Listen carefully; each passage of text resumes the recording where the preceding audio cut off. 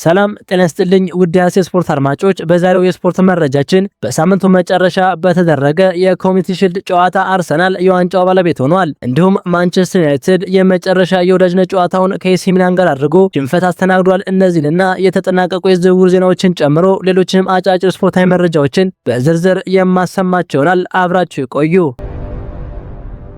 የኮሚኒቲ ሺልድ ዋንጫ የእንግሊዝ እግር ኳስ አዲሱን የውድድር ዘመን መጀመር የሚያበስር ዋዜማ ነው። የክረምት ረፍት አብቅቶ ደጋፊዎችን አንድ ላይ በአንድ አጀንዳ የሚያሰባስበው ይህ ጨዋታ የአሰልጣኞች አዲስ ስልትና የአዲስ ፈራሚዎች ዝግጁነት የሚፈተሽበት፣ አርብ ለሚጀመረውና ለሚቀጥሉት 10 ወራት ለሚዘልቀው የፕሪሚየር ሊግ ማዕበል የመነሻ ደውል ሆኖ ያገለግላል። የክረምቱ የእግር ኳስ ዝምታ ተጠናቆ የፕሪሚየር ሊጉ ትኩሳት ከመጀመሩ በፊት የእንግሊዝ እግር ኳስ አዲሱን የውድድር ዘመን በይፋ የሚያበስርበት ታሪካዊ የኮሚኒቲ ሺልድ ጨዋታ በትናንትናው ዕለት ሲደረግ አርሰናል ማንቸስተር ሲቲን 3-0 በማሸነፍ የኮሚኒቲ ሺልድ ዋንጫን ለ18ኛ ጊዜ አንስቷል።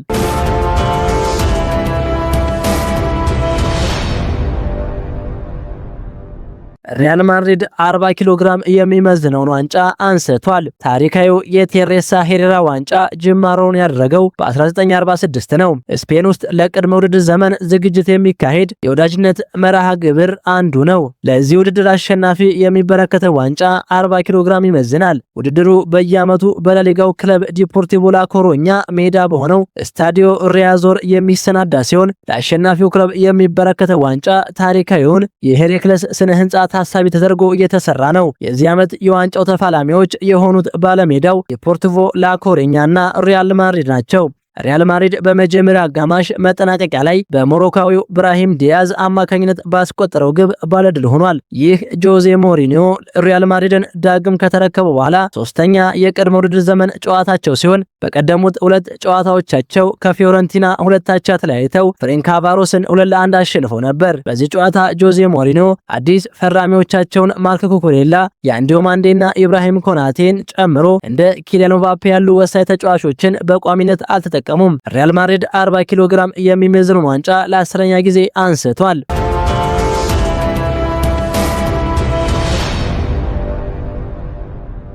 ማንቸስተር ዩናይትድ ከኤሲ ሚላን ጋር ያደረገውን የወዳጅነት ጨዋታ 4-2 በሆነ ውጤት ተሸንፏል። በጨዋታው ማርከስ ራሽፎርድ ዳግም ለማንቸስተር ዩናይትድ ተሰልፎ መጫወት የቻለ ሲሆን አሰልጣኝ ሩበን አሞሪም ኤሲ ሚላንን እየመሩ ለመጀመሪያ ጊዜ ማንቸስተር ዩናይትድን ገጥመዋል። ቀይ ሰይጣኖቹ ካደረጓቸው 6 የወዳጅነት ጨዋታዎች በሁለቱ ተሸንፈው በቀሪዎቹ አቻ ወጡ ሲሆን የፕሪሚየር ሊጉ የመጀመሪያ ጨዋታውን ቅዳሜ ምሳ ሰዓት ላይ ከሲቲ ጋር ያደርጋል።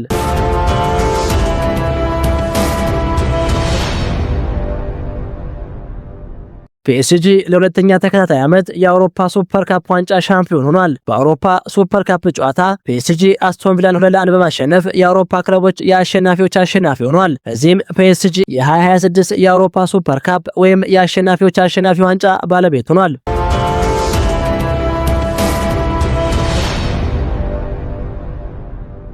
ሌስተር ሲቲ እግር ኳስ ክለብ ለሽያጭ ቀርቧል። የታይላንዱ ኪንግ ፓወር ግሩፕ የሌስተር ሲቲን እግር ኳስ ክለብ ከ200 ሚሊዮን ፓውንድ በላይ በሆነ ዋጋ ለመሸጥ መወሰኑን ቢቢሲ ስፖርት ዘግቧል። ክለቡን ለ16 ዓመታት የመሩት የሲሪ ቫዳና ፕራባሃ ቤተሰቦች ይህን ውሳኔ ያስተላለፉት ክለቡ በውጤት አልባ ጉዞው ቀጥሎ ከፕሪሚየር ሊጉ ወርዶ አሁን በ3ኛው እርከን የእንግሊዝ ሊግ 1 ውስጥ በመገኘቱ ነው። ሽያጩ የወንዶችና የሴቶች ቡድኖችን የኪንግ ፓወር ስታዲየምንና ዘመናዊውን የስልጠና ማዕከል የሚያካትት ሲሆን ሽያጩም ሲቲ ግሩፕ የተባለው የኢንቨስትመንት ባንክ እየመራው ይገኛል። በ2016 የፕሪሚየር ሊግ ሻምፒዮን በመሆን አስደናቂ ታሪክ የሰራው ሌስተር ሲቲ በቅርብ ዓመታት በደረሰበት ከፍተኛ የገንዘብ ኪሳራና የዕዳ ጫና ምክንያት ወደ አዲስ ባለቤት ለመሸጋገር ተገዷል።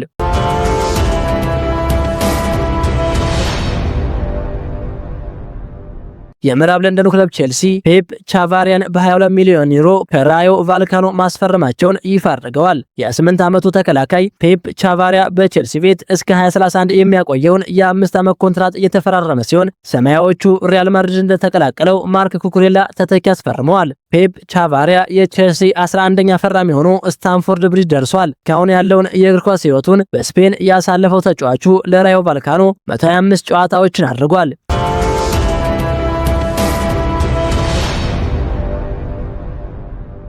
ፒኤስጂ ፌራን ቶሬስን ከባርሴሎና ማስፈረሙን ይፋ አድርጓል። ፒኤስጂ ስፔናዊውን የአጥቂ መስመር ተጫዋች ፌራን ቶሬስን ከባርሴሎና በ42.7 ሚሊዮን ፓውንድ አስፈርሟል። ተጫዋቹ እስከ 2031 በፓሪስ የሚያቆየውን የ5 ዓመት ውል ተፈራርሟል።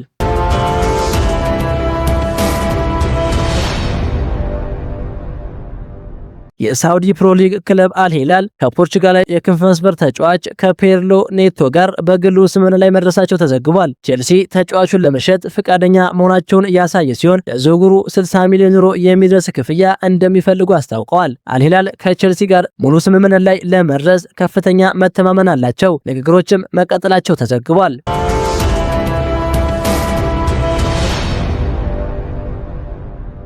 ሮማ የቶተንሃሙን ተከላካይ ዴስቲኒ ኦዱጊን ለማስፈረም ጥያቄ አቅርቧል። ኦዱጊ ሮማን የመቀላቀል ሐሳቡን ሙሉ በሙሉ የተቀበለ ሲሆን ቶተንሃም በበኩሉ 30 ሚሊዮን ዩሮ እንደሚፈልግ የገለጸ ሲሆን ሮማዎች የመግዛት አማራጭ ያለው የውሰት ስምምነት ለማቅረብ አቅደዋል።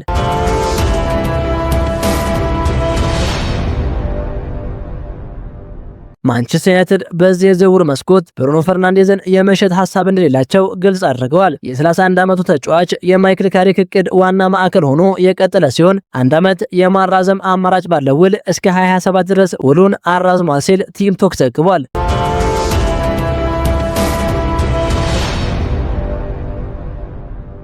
ባርሴሎና ለማንቸስተር ሲቲ አማካኝ ሮድሪ 70 ሚሊዮን ዩሮ የሚያወጣ ሶስተኛ የዝውውር ጥያቄ አቅርበዋል። ሲቲ መጀመሪያ ላይ 80 ሚሊዮን ዩሮ የጠየቀ ቢሆንም ባርሴሎና አሁን ያቀረበው የዋጋ ማሻሻያ ዝውውሩን ለማሳካት ያስቻል የሚል እምነት አላቸው። ባርሴሎና የ4 ዓመት ኮንትራት እያዘጋጀ ሲሆን ሮድሪም ከሲቲ ለመልቀቅ ያለውን ፍላጎት አስቀድሞ ገልጿል። ክቡራን የሐሴት ስፖርት አድማጮች ለዛሬ ያልናቸው የስፖርት መረጃዎቻችን እነዚህ ነበሩ።